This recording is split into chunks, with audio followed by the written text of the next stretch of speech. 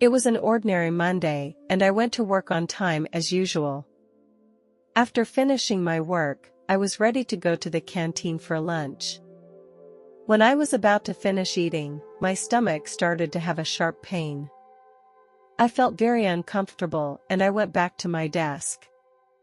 I decided to take a break with some water, hoping to relieve the pain. I took a sip of water and things didn't get better. I suddenly collapsed and lost consciousness. One of my colleagues quickly called the emergency services. Shortly thereafter, paramedics arrived on the scene and they rushed me to the hospital. Throughout this process, my supervisor stayed by my side, giving me support and comfort. Upon arrival at the hospital, the doctor performed a series of tests and diagnosed me. The doctor told me that my pain was caused by kidney stones. The doctors decided to keep me under further observation to determine the best treatment plan. They explained that surgery may be required if the situation warrants it. My daughter arrived at the hospital with some of my personal belongings as well. During the course of the day, I underwent a series of tests. Due to the increased pain, the doctor gave me some pain medication. This medication helped to relieve some of the pain, but shortly after, I began to experience fever and nausea. A nurse reassured me that things would get better after a while. In the evening, my daughter had to leave the hospital because she had school tomorrow. My sister decided to stay and continue to take care of me. Since she had to work tomorrow, I was adamant that she go home and rest, promising that I would take care of myself. I knew she had hardly eaten all day. However, during the night, I started to vomit.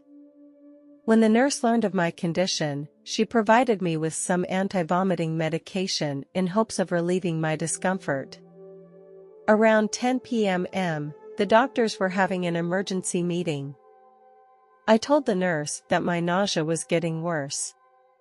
She told me that she could not provide me with any treatment until she checked with my doctor. This meant I had to wait until after the meeting was over. Suddenly, the doctor who had been treating me during the day walked into the room. He told me that he was leaving work and offered me his best wishes that everything would go well. He told the nurse at his side to give me an anti-nausea medication to help relieve my symptoms. Shortly after, I began to feel my eyes become heavy. I felt my body become weak and my breathing became slower and slower. Gradually I lost consciousness. This condition made me feel very frightened. I realized that I had entered an abnormal state.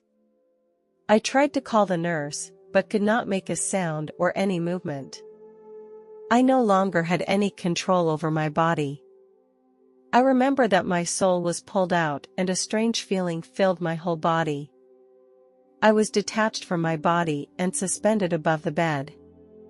I was able to clearly see everything that was happening in the hospital. The nurse entered the room and pressed the bedside alarm. She tried to connect me to oxygen. However, there seemed to be a problem with the equipment, and she kept fiddling with the oxygen machine. A group of doctors and nurses were constantly busy around me. Some were preparing syringes and others were adjusting the settings of the apparatus. The doctor was shouting my name while shining a flashlight into my eyes. The doctor told the others that my pupils were dilated. The doctor picked up a syringe and prepared to give me a drug injection in my chest. Then I heard the doctor say that I did not have enough oxygen supply to my brain. At this time, I decided to leave the area. I went out into the corridor of the hospital. I came to the next room. There was an old man lying in the room who was on a ventilator. He was about 60 years old and his hair was silvery gray. He was very tall. As I approached him, I could smell the smell of alcohol coming from him. The old man was lying on a bed, connected to a ventilator. His face looked very tired, probably due to a long illness. The next experience was surreal for me. Suddenly, I appeared in a white room. Everything around me was pure white and full of bright light. The space emanated a strange energy. There were no walls or windows in this room, only a door. I couldn't make out the exact shape of the door, but I knew it was a door. It seemed to be the only exit in this room and exuded a mysterious attraction. The door was in stark contrast to its surroundings, as if it were a gateway to an unknown world. An impulse came over me to walk towards the door and explore everything behind it. I bravely stepped out of the door. I immediately felt an unprecedented sense of relief and peace. There was a superb scent in the air, far more than anything I had ever experienced on Earth. This fragrance was so pure. A hill appeared before my eyes.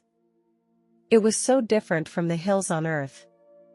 They were so spectacular and mysterious that they were completely beyond my imagination of the natural world. These hills emitted a unique glow, shining with soft and enchanting colors. Just as I was admiring the view, suddenly my uncle appeared in front of me. He was exactly the same as I remembered. This made me feel very warm. When I was very young, I spent a long time with my uncle and his family. During that time, my parents had to stay in the hospital for a long time to take care of my brother, who was born prematurely. My uncle and his family selflessly took me in and gave me love and care. Although I was only 4 years old at that time, the memories of that time are very memorable. Seeing my uncle's presence made me feel very close to him. Later, my parents and I moved to another city, and our contact with each other gradually became less and less. For a long time, we rarely saw each other and could only keep in touch by phone. In August 2005, my uncle passed away. He had a tragic fall at home and then fell into a coma and eventually left this world. This was a heavy blow to me. In the last hours of his life, I was at his bedside, watching his life fade away.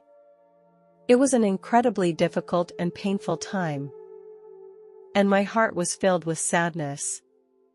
Here, the encounter with my uncle seemed to have a special meaning. It seemed that my uncle's soul found peace and eternity in this wonderful space. My uncle gazed at me with caring eyes. Suddenly, I felt my uncle's response to me. A kind of communication between souls. Although there was no sound, I could feel it.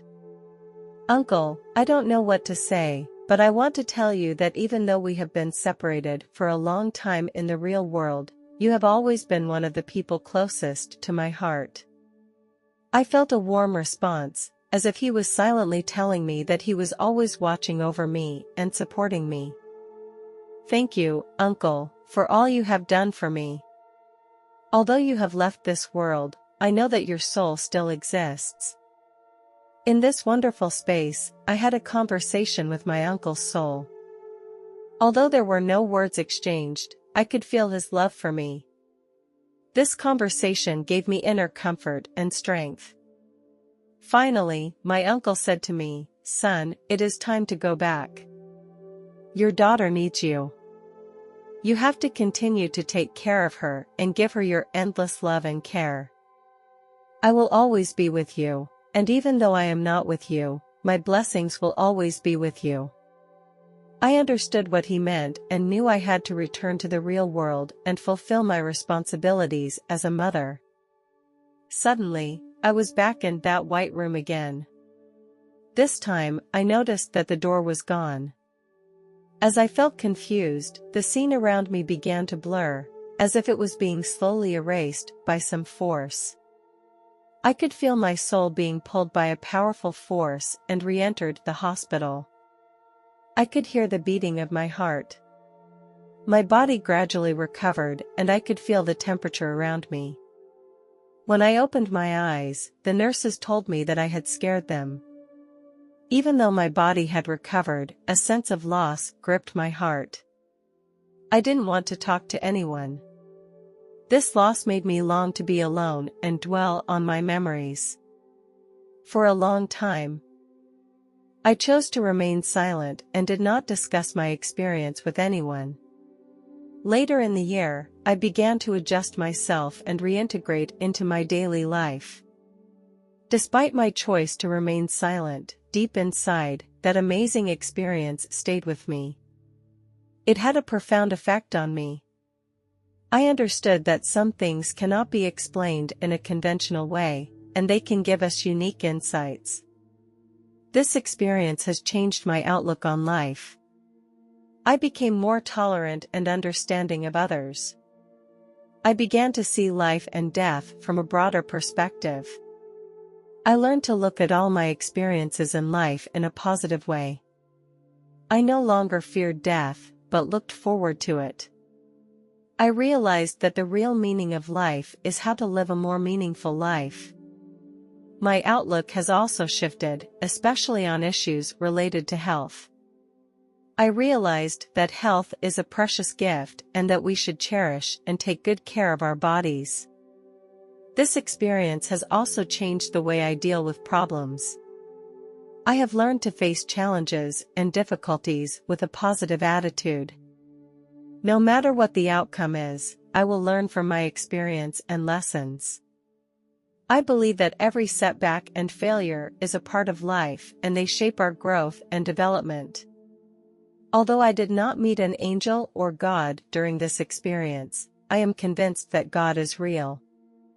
This experience has also strengthened my faith in God.